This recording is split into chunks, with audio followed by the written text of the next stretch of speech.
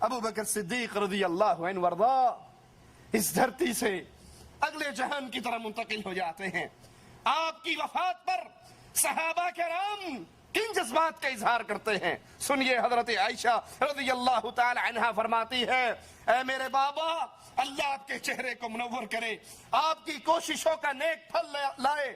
آپ نے اپنے اٹھ جانے سے دنیا کو ذلیل کر دیا اور آخرت کو عزیز کر دیا. اگرچہ آپ کی وفات کی مصیبت رسول اللہ صلی اللہ علیہ وسلم کی وفات کی مصیبت سے کم ہے, لیکن اللہ کی کتاب صبر کرنے پر نیکی کا وعدہ کرتی ہے. میں آپ کی اس وفات کی مصیبت پر صبر کرتی ہوں اور آپ کے لیے اللہ سے مغفرت کی دعا کرتی ہوں. عمر فاروق رضی اللہ عنہ وارضا فرماتے ہیں اے رسول کے خلیفہ, آپ نے اپنی بات اپنی قوم کو سخت تکلیف میں مبتلا کر دیا. آپ کی شان بہت بلند ہے, میں آپ کے برابر کیسے ہو سکتا ہوں. حضرت علی رضی اللہ عنہ وارضا فرماتے ہیں یہ تہمت لگانے والوں کہ ابو بکر نے علی کی حکومت کو چھینا تھا, یہ تہمت لگانے والوں کہ ابو بکر علی کے دشمن تھے. ارے صحابہ اور اہل بیت وہ آپس میں محبت کیا کرتے تھے, ان کے آپس میں پیار اور محبت کے رشتے قائم تھے. نہیں یقین تو سنو. علی فرماتے ہیں رضی اللہ عنہ وارضا اے ابو بکر اللہ آپ پر رحم کرے, اللہ کی قسم سب سے پہلے اسلام آپ لے کر آئے, سب سے زیادہ ایمان کو آپ نے اپنے دل میں بسایا, اللہ کی مخلوقات میں بہترین مخلوق آپ, اور سب سے زیادہ کامل یقین والے آپ. اسی لیے تو ابو جہل کی بات سن کر کہا تھا اگر تو کہتا ہے میرے آقا نے کہا میں معراج پہ گیا تو سن اللہ کی قسم میرے آقا نے جو کہا وہ سچ کہا. ابو جہل نے کہا دل مانتا ہے, عقل مانتی ہے.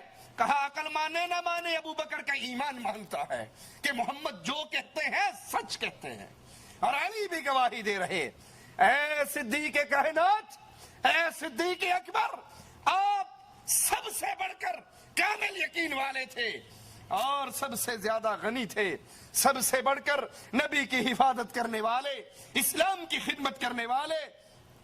فضل اور سیرت میں صحبت میں آپ کو اللہ کے نبی سے سب سے زیادہ بڑی نسبت تھی. اللہ آپ کو اسلام, رسول اور تمام مسلمانوں کی طرف سے جزائے خیر عطا فرمائے. ابو بکر آپ نے اس وقت رسول کی تصدیق کی جب لوگ ان کی تکذیب کر رہے تھے, آپ نے اس وقت غم خاری کی جب لوگ نبی کو غم دے رہے تھے, آپ نے اس وقت نبی کے ساتھ اپنی مال اور جان میں سخاوت کا معاملہ کیا جب لوگ بخل کر رہے تھے. اللہ کی قسم آپ کو اللہ نے اپنی کتاب میں صدیق کہا. یہ آقا علیہ الصلوۃ والسلام کے صحابہ میں سے وہ عظیم ترین ہستی ہے جس کو عرش والے رب نے اپنی کتاب میں صدیق کہا, اور آپ کی شان میں یہ آیت اتری والذی جاء بالصدق. پھر فرمایا اس سے مراد آپ ہیں اور نبی کریم صلی اللہ علیہ وسلم ہے. آپ اسلام کا قلعہ ہیں.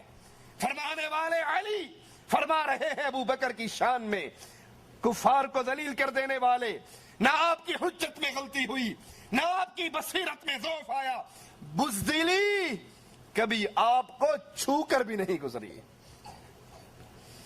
فاضل علوی ظالم کہتا ہے کہ یہ مسلمانوں کے پہلے 3 خلیفہ اتنے بزدل تھے کہ انہوں نے اپنی تلوار سے کبھی کسی کو قتل نہیں کیا.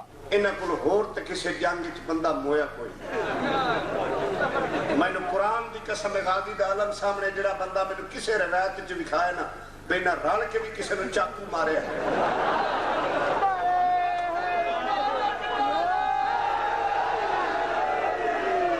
میں مذہب چھوڑ دے سا یہ تہمت لگا رہا ہے صدیق اکبر پہ, اور علی مرتضی گواہی دے رہے ہیں. ابو بکر میں گواہی دیتا ہوں بزدلی کبھی آپ کے پاس سے چھو کر بھی نہیں ہوئی. آپ کے قریب سے بھی نہیں گزری. آپ پہاڑ کی طرح مضبوط, نہ تیز ہوائیں آپ کو ہلا سکی, نہ اکھاڑنے والے آپ کو اکھاڑ سکے. آپ ایسے تھے جیسے آپ کے بارے میں آقا نامدار جناب محمد الرسول اللہ نے فرمایا صلی اللہ علیہ وسلم, ضعیف البدن, آپ کا جسم کمزور, آپ کا ایمان قوی, اور آپ لوگوں کے سامنے بڑی عزت سے, بڑے جھک کر پیش آنے والے, محبت سے پیش آنے والے. زمین میں اللہ کے انبیاء کے بعد سب سے زیادہ افضل, بلند مرتبے والے, مومنوں میں افضل, آپ کے سامنے کوئی بے جا طمع نہ کر سکتا, کوئی ناجائز خواہش نہ کر سکتا. آپ کے سامنے کمزور قوی تھا, اور قوی کمزور تھا جب تک اس قوی سے کمزور کا حق آپ لے کر اس کو ادا نہ کر دیتے. ابو بکر صدیق رضی اللہ عنہ وارضا, رسول کریم صلی اللہ علیہ وسلم کی اتباع میں یہ جذبہ اتباع سنت محمد کریم صلی اللہ علیہ وسلم صدیق اکبر کے دل میں کیسے بھرا ہوا. عمر بن عاص رضی اللہ عنہ وارضا ایک جنگ میں ایک رومی سردار کا سر کاٹ کے ابو بکر صدیق رضی اللہ عنہ وارضا کی طرف بھیجتے ہیں. ابو بکر صدیق رضی اللہ عنہ وارضا جواب میں حضرت عمر بن عاص کو منع کرتے ہیں کہ ایسا دوبارہ نہ کرنا.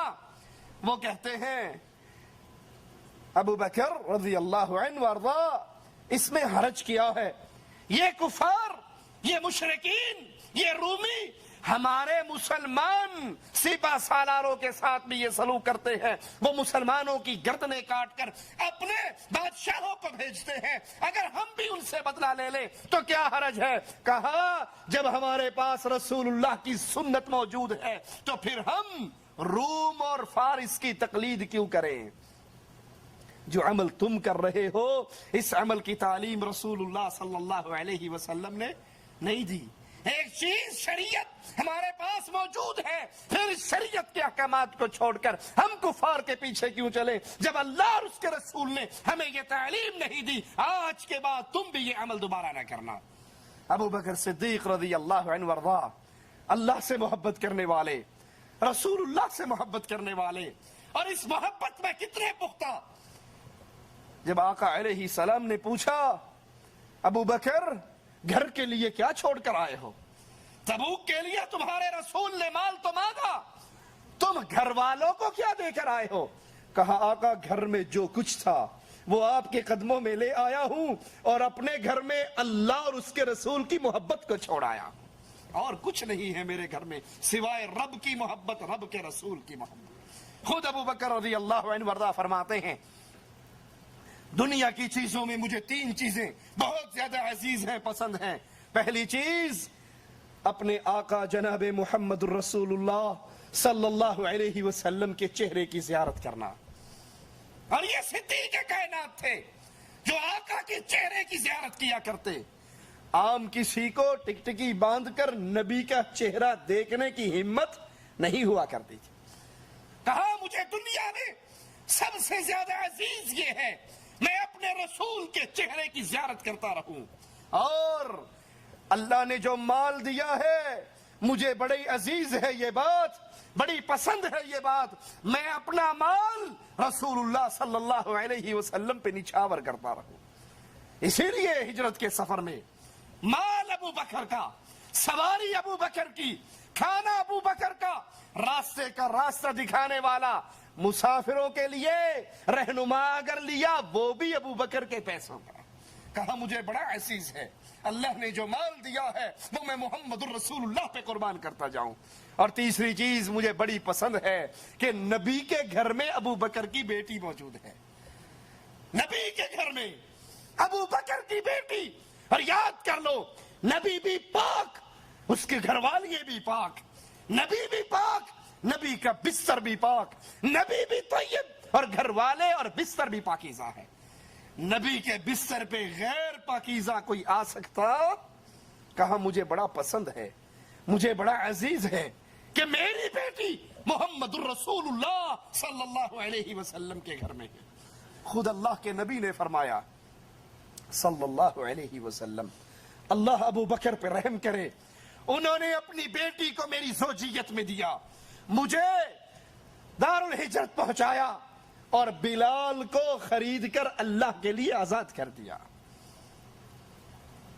اللہ ابو بکر پہ رحم کرے، یہ دعا محمد الرسول اللہ صلی اللہ علیہ وسلم دے رہے۔ ابو بکر عبادت کرنے والے اپنے رب کی، اور عبادت کی یہ کیفیت کہ رسول کریم صلی اللہ علیہ وسلم پوچھتے ہیں آج روزہ کس نے رکھا؟ ابو بکر فرماتے ہیں یا رسول اللہ میں نے رکھا۔ پوچھا صدقہ کس نے کیا؟ کہا میں نے کیا۔ مسکین کو کھانا کس نے کھلایا؟ کہا میں نے کھلایا۔ جنازے کے ساتھ چل کر کون گیا؟ ابو بکر کہتے ہیں اللہ کے نبی میں گیا۔ ابو بکر رضی اللہ عنہ وارضا رسول کریم صلی اللہ علیہ وسلم سے پوچھتے ہیں یا رسول اللہ صلی اللہ علیہ وسلم جنت کے 8 دروازے ہیں، انسان نے گزرنا تو ایک ہی دروازے سے ہے، ایک بندہ 2 دروازوں سے نہیں گزر سکتا، لیکن یا رسول اللہ صلی اللہ علیہ وسلم کیا کوئی ایسا خوش نصیب ہے جس کو جنت کا ہر دروازہ پکارے گا، ہر دروازہ آواز لے کر کہے گا میرے اندر سے گزر جاؤ؟ آقا فرماتے ہیں ابو بکر مجھے امید ہے تو ان خوش نصیبوں میں شامل ہوگا جن کو جنت کا ہر دروازہ کہے گا اور میرے اندر سے جنت میں گزر جائے۔ ایک دن میں روزہ بھی ابو بکر نے رکھا، صدقہ بھی ابو بکر نے کیا، جنازہ بھی ابو بکر نے پڑھا، مسکین کو کھانا بھی ابو بکر نے کھلایا۔ کہا مجھے امید ہے، مجھے یقین ہے جس کو جنت کے ہر دروازے نے نام لے کر پکارنا ہے وہ ابو بکر صدیق ہے، جو جائے گا تو ایک ہی دروازے سے، لیکن جنت کے ہر دروازے کی خواہش ہوگی کہ ابو بکر میرے اندر سے گزر جائے رضی اللہ عنہ وارضاہ۔